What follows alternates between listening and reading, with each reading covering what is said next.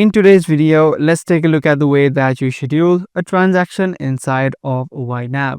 Whether you're trying to schedule a transaction for one time or it is a recurring payment, you can carry out any of these transactions with the help of YNAB.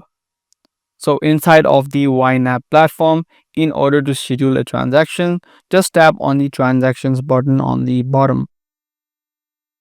Now from here, make sure that you are inside of the Outflow tab and then enter in the amount that you're trying to pay. Once you've added in your amount, you need to choose the payee. So what is this transaction for? Select the payee from the list that you've created. After you selected the payee, you need to choose a category under which expense is this transaction gonna go, and then select the date. Now this is the part where you can schedule a transaction. For example, if you want to schedule it for next week, you can just select the date, tap on done, and lastly what you can also do is make this payment recurring. On the bottom, by default, it's gonna say never repeat, which means it's only gonna be a one-time payment next week. If you don't want that, if you want to schedule it every week or every other week or every month, you can also do that, and then you can tap on save on the bottom right.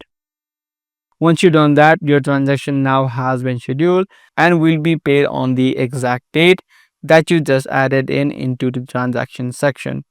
So that's all there is to schedule a transaction inside of YNAB. Do give this video a thumbs up and also make sure to subscribe to this channel for more future videos just like this.